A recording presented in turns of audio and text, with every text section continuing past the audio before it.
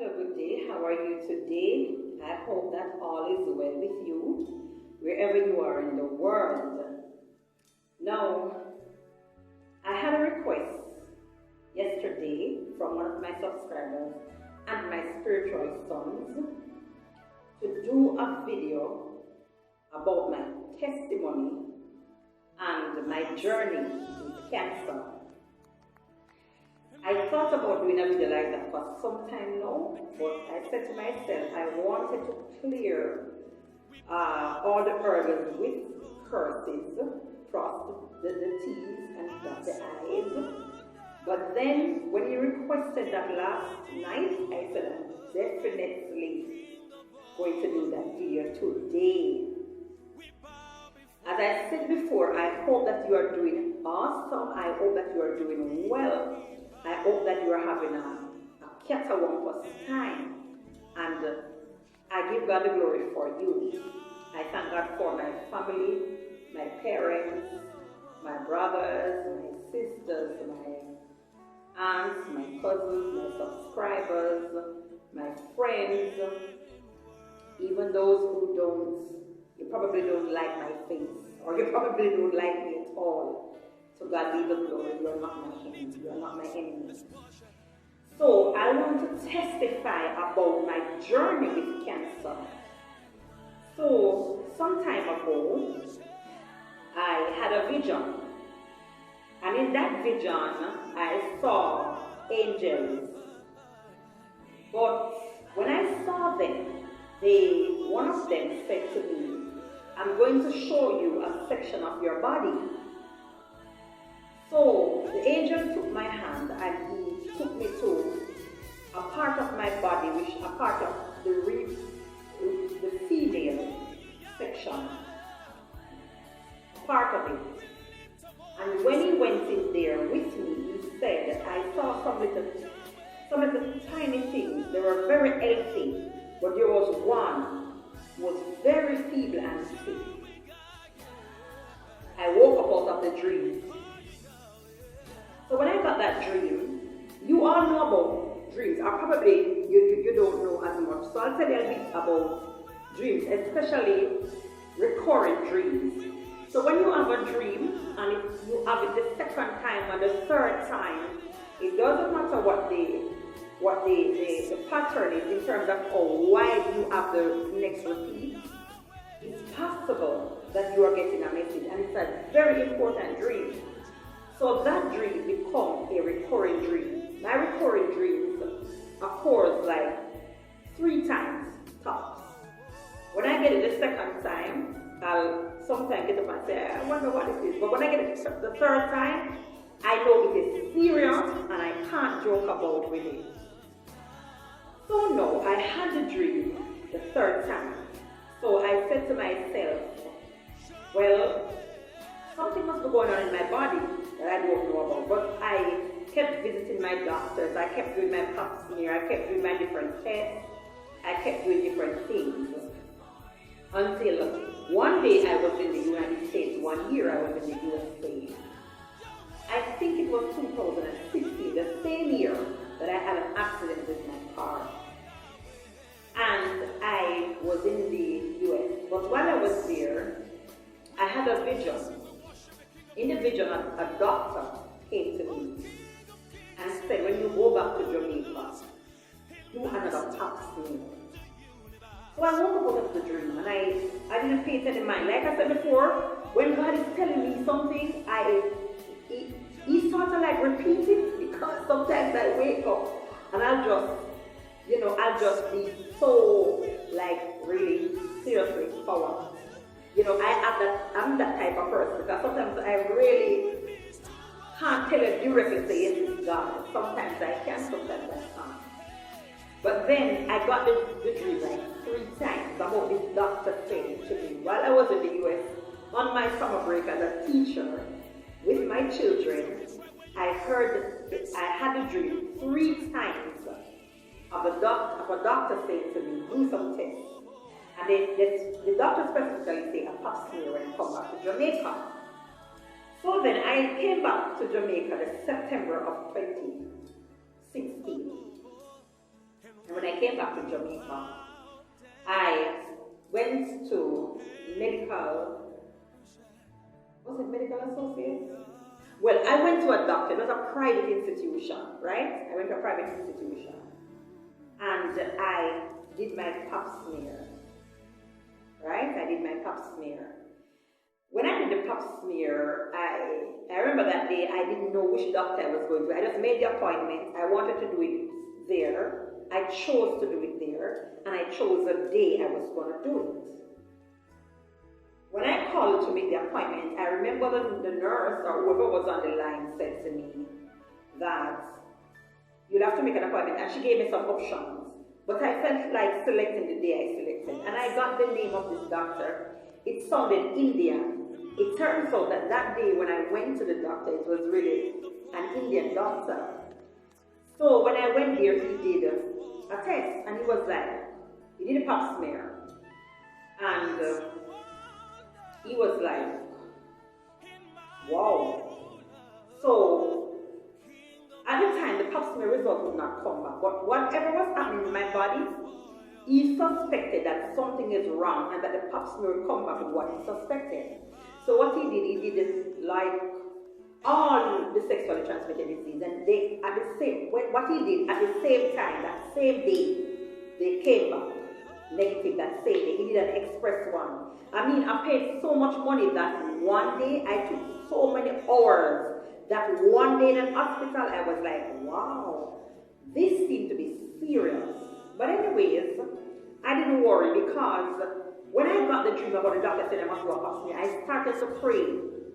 And when I get up to pray at midnight, I would pray against cancer. I don't know why I was praying against cancer. I was never diagnosed with it, but I kept praying against it. And when I went, when the doctor did everything, the doctor said, okay, we're going to wait on the results for the pap smear. You have no sexually transmitted diseases. So we ruled those out, and we're going to wait on the results. And he requested that the results be done express. And so I waited, and when I went back for my visit, wasn't long after, he said to me, well, he sees that there is an issue with my cervix, and the results is a possibility that I am in the zone of, someone has cancer. So anyway, he started talking to me about whatever. And he started talking about the possibilities, what can be done, and it is at an early stage. If that is so, it is at an early stage, but I would need to do a biopsy. Alright? But I requested that I go to the university hospital. He wasn't pleased with my request because he wanted me to continue with him because he thought that he could be on target with certain things. But I had one mishap, one problem why I could not stay with him. And I said to him, okay, I'm going to just ask you for all my records, and I take them to the university hospital. He gave me copies of everything, the result. I had the results, so you have to get your results. When you do your pap smear, there's a paper that you get with the result. So anyway, I went to the university hospital, and I started to do my visit. So upon the first visit, it was suggested that I would do a biopsy. I don't remember the exact name of the biopsy. It is in my book. I don't have a copy of my book to skip back through the pages now, but it's a biopsy that they do, that they clip off a piece of the cervix and they test it.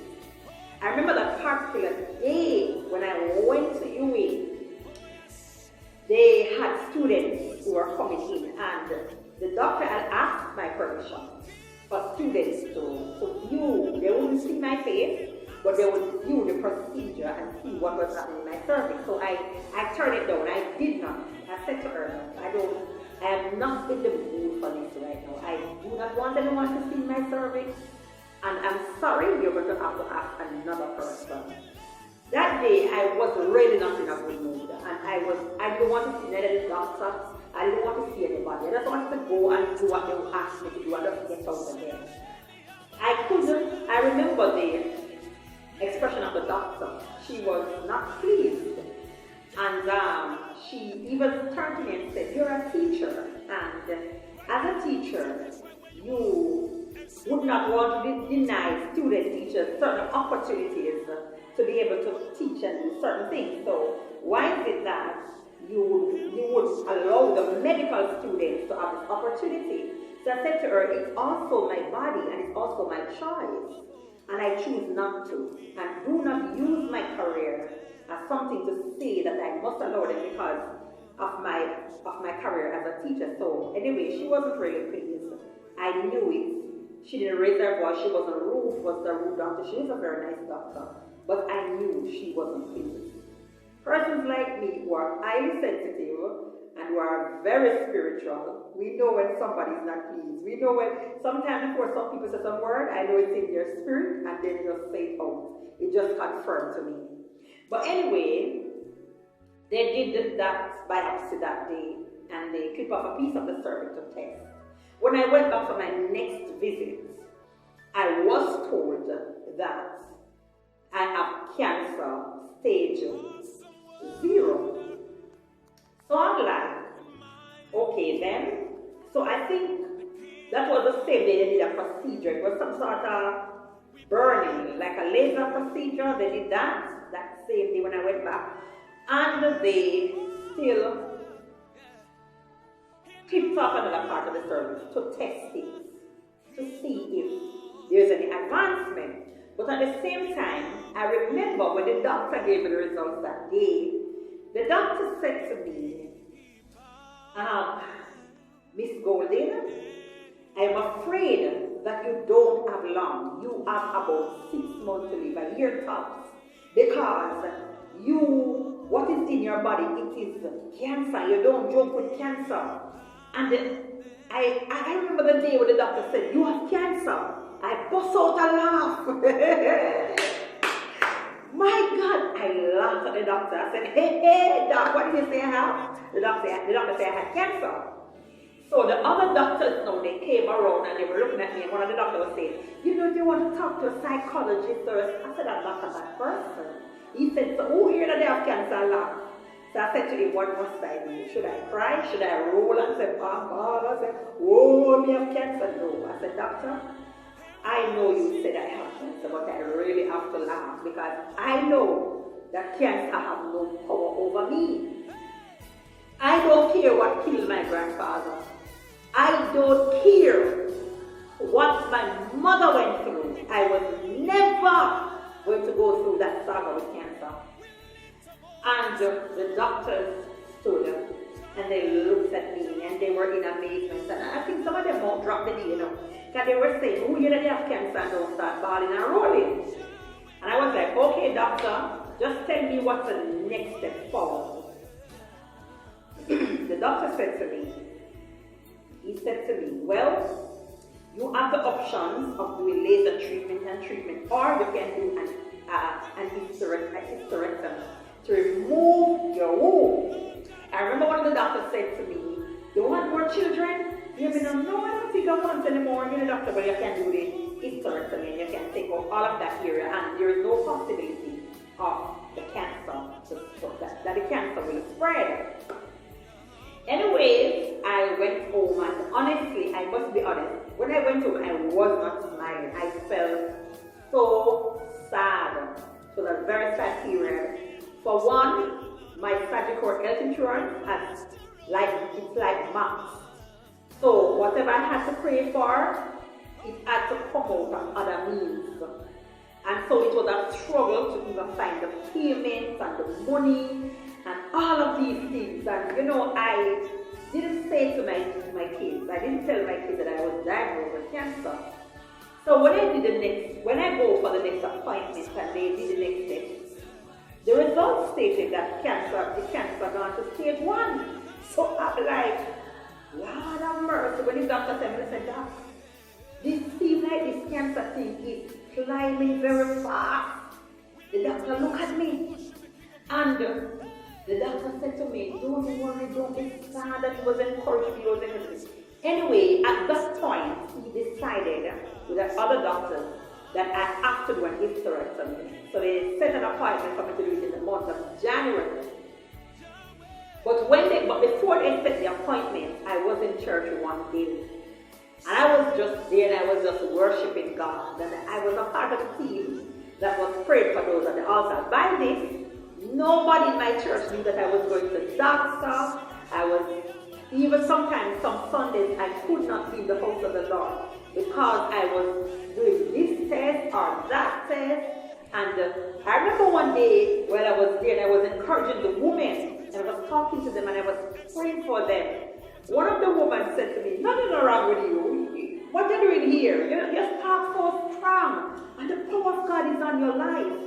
And I said to her, but they say I have cancer. She said, cancer? She said, you don't have no cancer. Because people who have cancer are not pain. I said, not necessarily. And I was here and I used the opportunity to witness to people on those days and I could not be in the house of the Lord. By this, honestly, I didn't even tell my pastor by this what was happening to me. I didn't tell anybody. Nobody in church knew that I was going through test for cancer, treatment, laser treatment. The last thing I would have done after the pap smear was I would have done chemo. They would have given me some set of chemo. That would be after the pap smear, after the hysterectomy. So anyway, I went to church one day and I was there and I was just praising God. I remember this bishop came up to me. He has a church in Spanish Town. I don't want to call the name of the bishop. I don't want to call names. But I remember that this bishop walked up. He called me and he said to me, you are going to get a report. When you get the report, they are going to want to operate on you. In the operation, they want to cut you open. But when they cut you open, you will not live, you will die. You will die because it was never God's will for you to be cut. It was never God's will for you to do that operation. And I was like, okay, then by this, I was not told that they requested the operation for January. By this, the doctors were still, by the way, it was just before I had the next visit. So my next visit would have confirmed what the bishop said.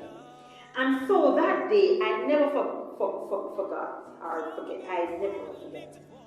That day, he said to me, when you go through the operation, God did not ordain it. There's no sickness in your body. God said to tell you whatever they saw, it is already gone. It is no longer there. But time will prove. He said to me, you will be tried on this word. You will be tested. But when you are tested, remember that I gave you the word.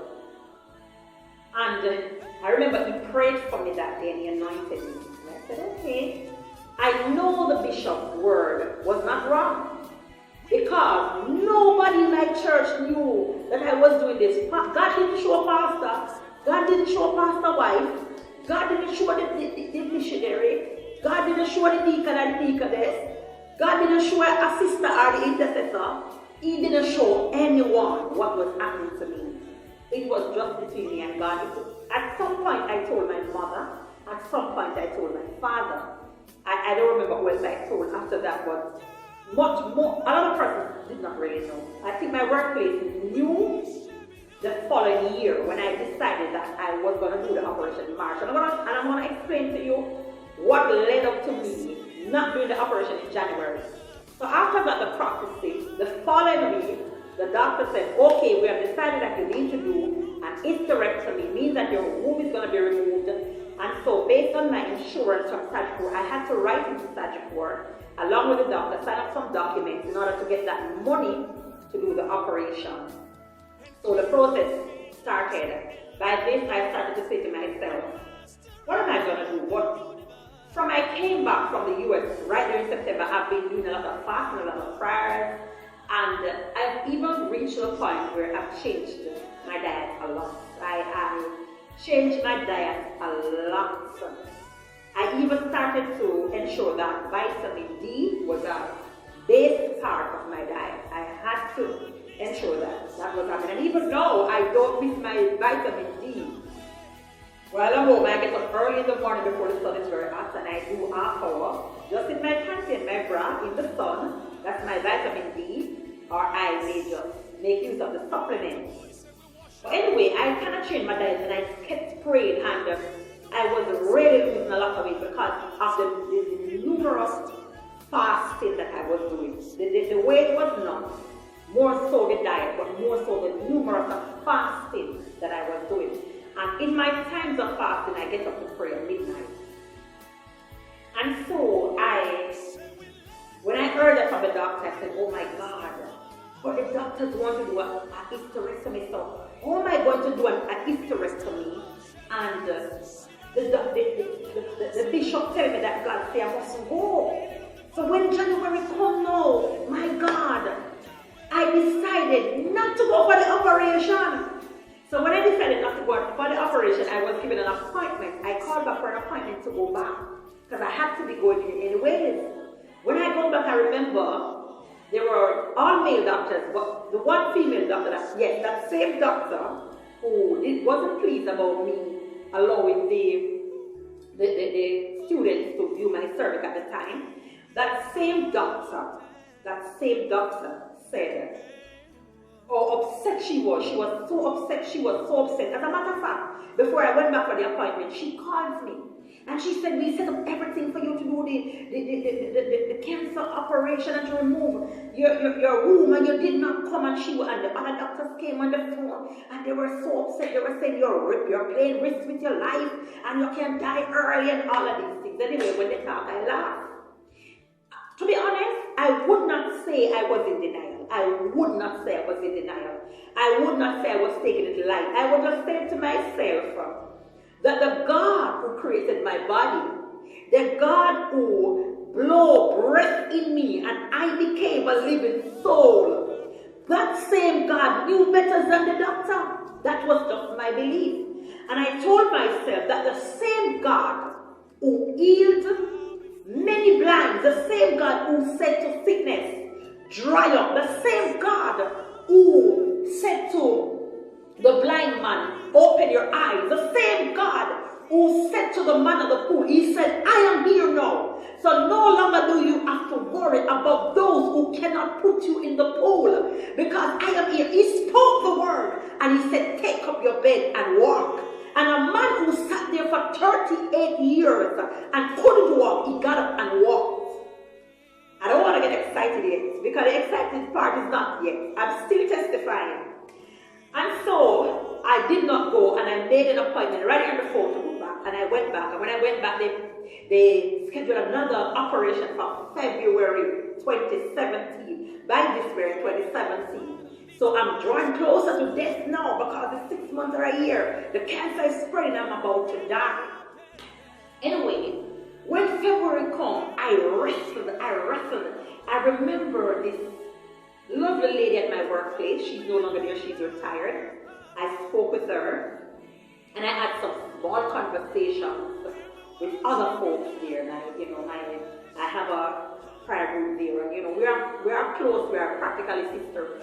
And I spoke to them at this time, they were there, they were praying for me.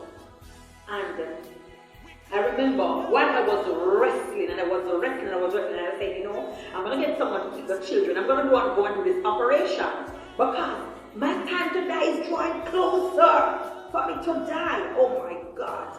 Anyway, I continued to pray. Especially at midnight. No. At the point when I knew that I was diagnosed with cancer, when I prayed against illness, I was praying against cancer. And I remembered when the time that I was doing the operation on a Sunday, I was supposed to be admitted on a Sunday, and I said, I was born on a Sunday, and I will not go for this operation. I would check in on a Friday, and the Sunday would have been the operation. I said, devil, they won't keep me the day I was born, and I'm not going to go in and do, so I'm going to do no operation. Anyway, the February passed, the date for the operation passed, and I did not go. By this, I was like, why am I missing these scheduled operations? Because I'm to go in, and I'm to remove a part of my body. I was told I don't have long to live. I was told that 2016. I am drawing closer to death, but it's like I can't go. Anyway, I continue to pray to God. I continue to pray and I continue to trust the Lord. And I remember one day I said to God, God, you told the man of God that if I go in that operation, I will die and I must not go. I said, God, I will not let that word go. It was your word. And I know your word never dropped to the ground before it takes life. Your word has life in it. And I said, God, I'm not going to go.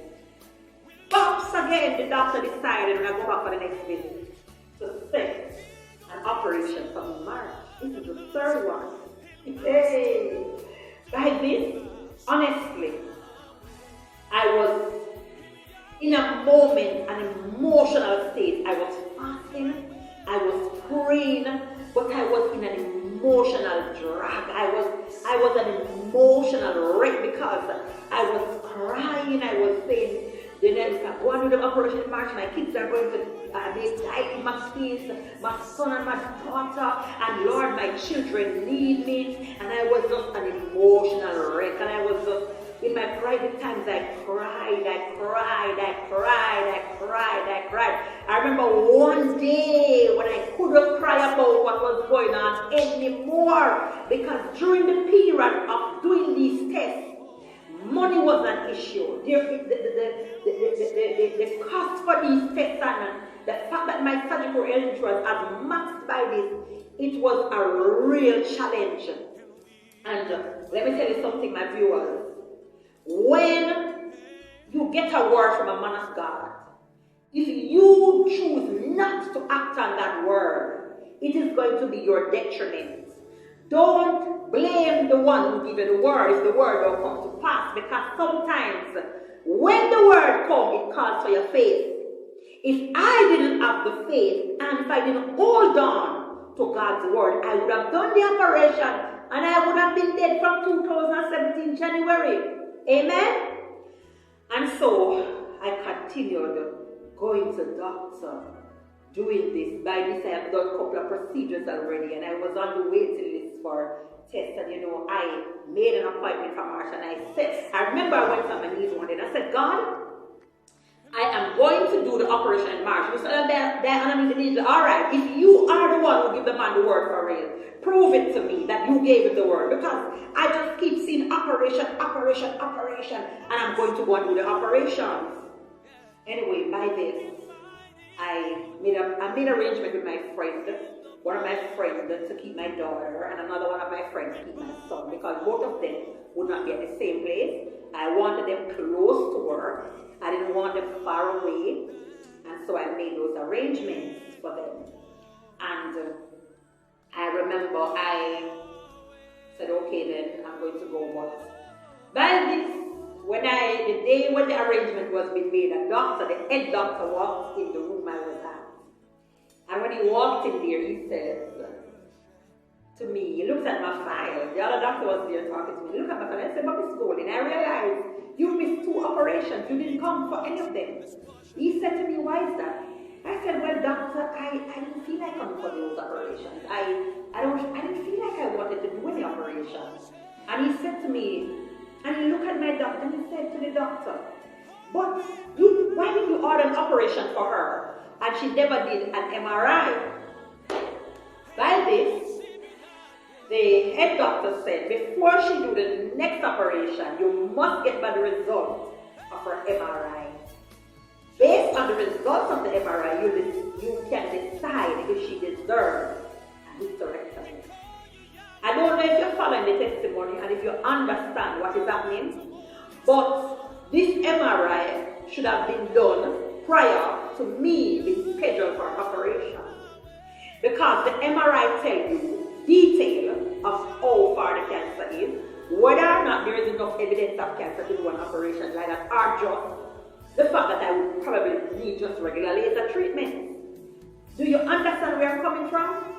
So if I had gone to do the operation in January, I would have removed my womb and there would be no need to remove my womb. I'm going to show you something. And I remember one day,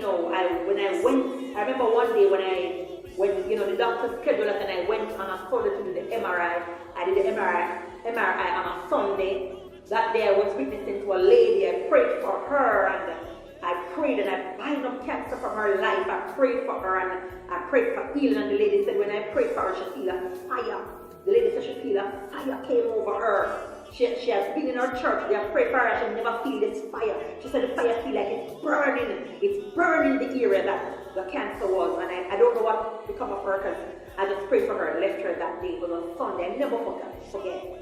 And so I went that day I went back the day of the operation. But I'm going to share something with you. The night before I went to do the operation, I was in my room. And I was just worshiping God. I was just worshiping God.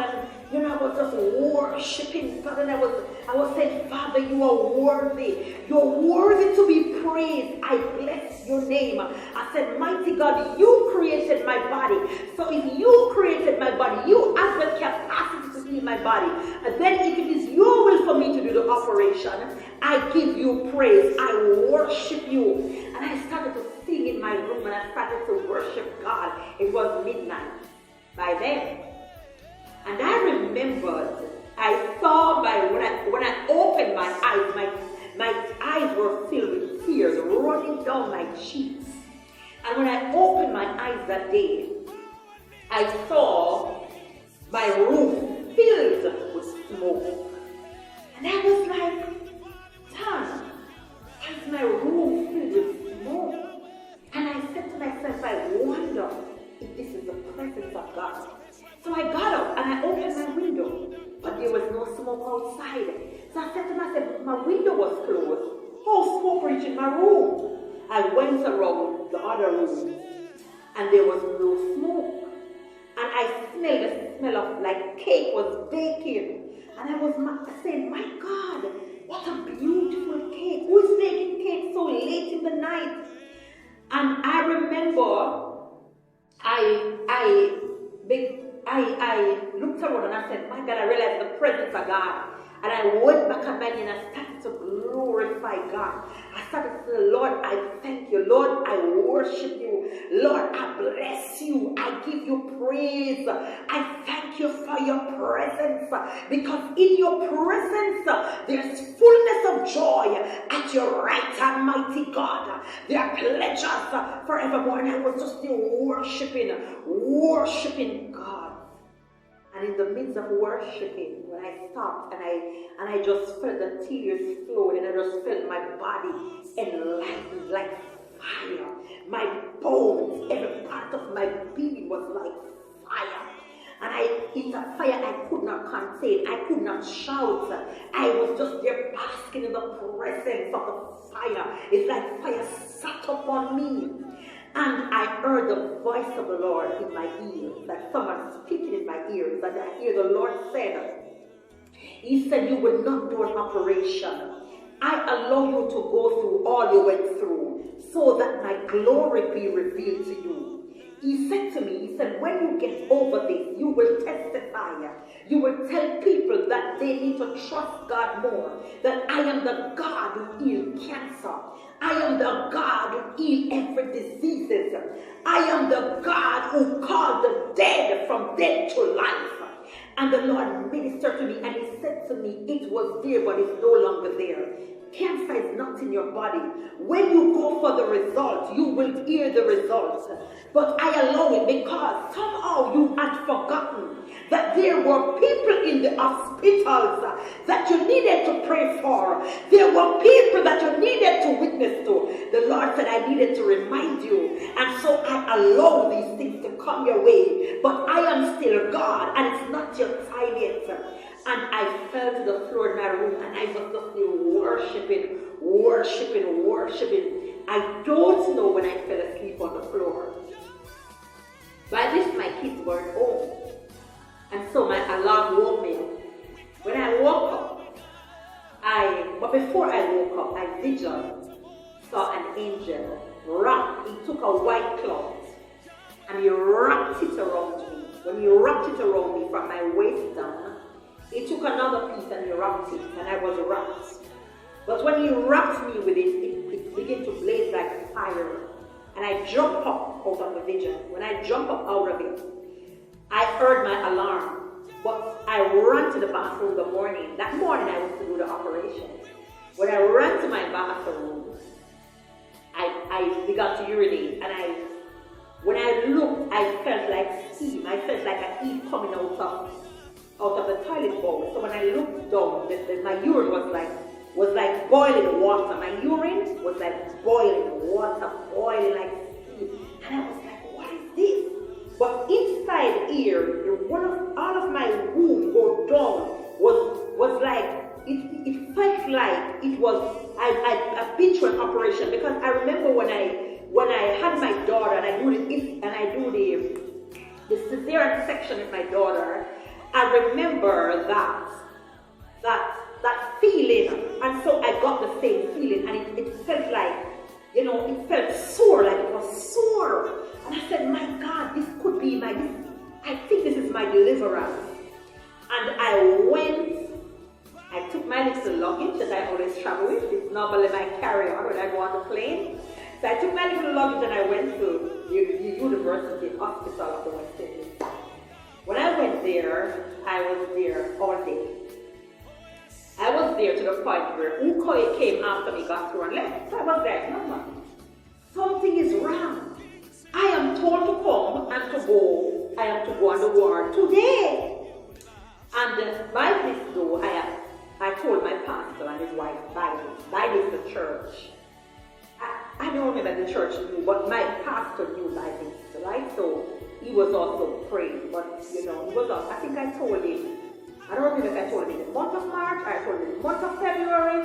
I don't remember exactly when I told my pastor and his wife, but by this I told him. But it took me like months before I told him what was happening. September, October, November, December, January, it was about 5 or 6 months after I was going through everything. I told my pastor. And I stood there the day, and I went to the doctor, and I said to the doctor, it was a female doctor at the time, it was the first time I'm seeing that doctor, and I said to her, I'm scheduled today to do an operation. I'm here to sign up to go on the ward. She said, but your name is not down on that list. I said, but that cannot be, because you told me that I was to come in today, and I was told that here's my document, I show everything. I show the piece of paper I have and everything. And the doctor said to me, but they cannot put you on the ward for this operation until you get by the MRI results. So she said to me, go at the section of the hospital that you did that test and require the result, because it should have been here by this and it should have been ready by this. When I went for the results, I remember the doctor who did it, he wasn't there at the time. And the person was there, she called him, and he said to me that, he said to her to talk to the other doctor was there. So I was there waiting so long, and I was saying, my God, so it seems like I'm going to be on the ward at midnight or at night, because I'm here so long, waiting, and nothing at all. And while I was there, I remember that the doctor said, the doctor called me in the room, and he said, what did they say you have? Why did you come here to do an MRI? I said I was told that I had cancer, that it was really going fast. That document he had, by the way, diagnosed with stage 2 cancer. The document that he got diagnosed with stage 2. So by this, tests were being done, and the final test would have been sent to MRI unit. So the doctor says, are you sure they say you have cancer? And he looked back at my results, and he said to me, could you please excuse me? And you should go. And went on the outside, and I went back on the outside, and I could hear him dialing the other doctor to talk to me who did the test. When I went outside, a lady said to me, lady, when they tell us to go outside, a daddy I go dead. A daddy I go dead, look like he cancer reached to your brain now. Oh my God, I'm sorry to laugh, but what she said, I said to her, the devil is a liar, I shall not die, but I shall live to declare the works of Almighty God. And she said to me, you have a lot of faith. Anyway, I sat there, she got her result, she left me, and I was just there sitting there. The doctor called me the second time, and the doctor said, I'm going to ask you again, what did they say you have? I said, cancer, no. I said, let me say to man, African girl, I have cancer, no. Yes. They said I had cancer. So the doctor said, I must report to you that I don't know what happened when they did your test. I have no idea what happened. I don't know what is happening. But you don't even have 0.00000 go down to the last 000. Not even a trace of cancer. He said this MRI that you did, it tracked you. If you had even a pinch of cancer, it would have shown you. It would have shown you. And I remember the doctor said to me, how many more kids you want? I said, you don't even plan to have any more. And the doctor said to me, you can have even 10 more children. You are so fertile. You can have more children. And he said to me, you have a little tiny, what do you call it, gallstone? No, not gallstone. Cyst. He said you have a little tiny cyst, no gallstone. He said you have a little tiny cyst, which is as small as a marble. He said it is tiny and with proper diet it can disintegrate eventually over time. When I took back the results to the area that I was supposed to be, admitted for underwent for the operation, and I showed it to the doctor, the male doctors, they were so happy. They were like, wow, you don't have any cancer. And the doctors hugged me up and they were like, wow, and they, and they wanted to follow another time and so on, which was fine with me to do a follow-up. It was fine with me. And so I must announce to you that God is the healer of any diseases. Any disease. I can say that to you today because God healed me from cancer. No longer is cancer in my body, or whatever was there trying to build itself up, it has gone by fire. Because God Himself healed me. I have never done chemo. I've done laser treatments, yes. But I've not done any chemo or anything like that. I spoke in my previous videos about curses. And for me, this is a generational curse. And I knew that I had to break it from my bloodline on my mother's side and on my father's side. As a child, I watched my grandfather suffer until he died from cancer. Mr. Golden. His pet name was Ear Ears because he had all these ears, a lot of ears covered his ears. And cancer, prostate cancer kills my grandfather.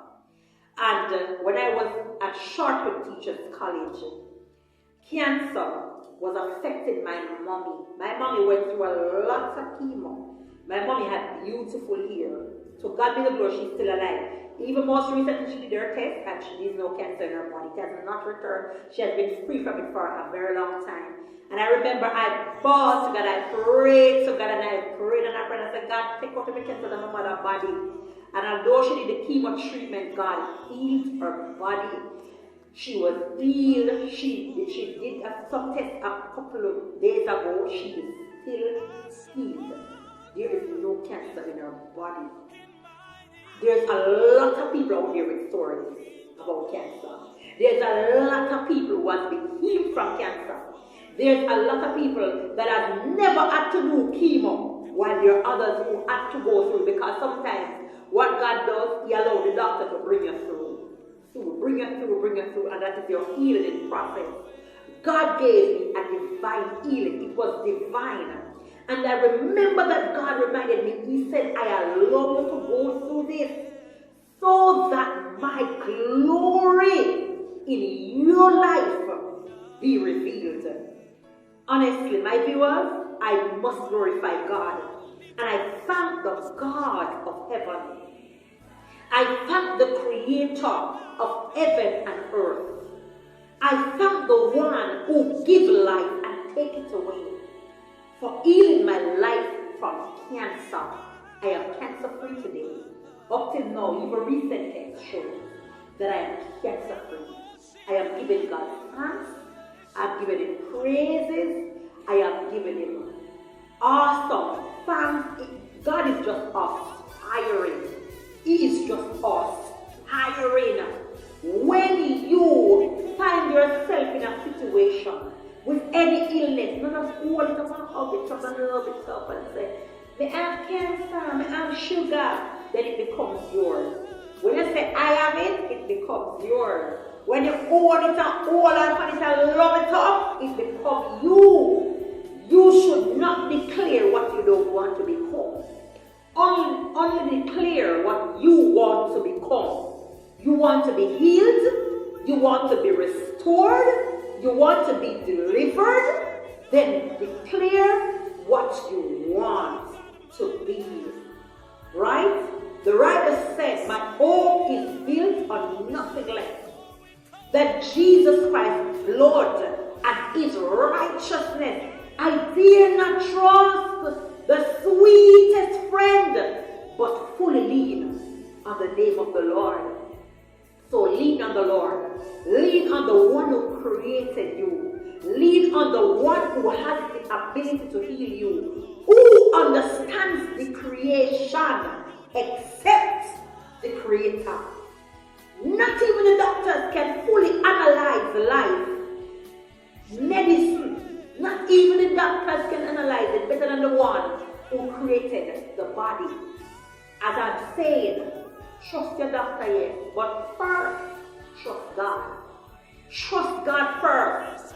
Because we have to put even our doctors under the blood of Jesus. We have to cover them that they don't give us wrong diagnosis and cause us to lose our way. We have to bind up the devil from our doctors, bind up the devil from our lawyers, and bind up the devil from our pastors, our teachers, our policemen, our soldiers. We have to plead the blood over them so that they will not do what they are not supposed to do. God is a healer. He heals my life. I am a testimony. I am fearfully and wonderfully made. And so today, I challenge you to trust God. Whatever illness you're going through, if it is cancer, I speak to that cancer right now. And I command the cancer in your body to dry up every area in your body, every demon that lodge in your organs, anywhere of your organ that is on demonic altars. I command those altars to be vaporized by the fire of heaven.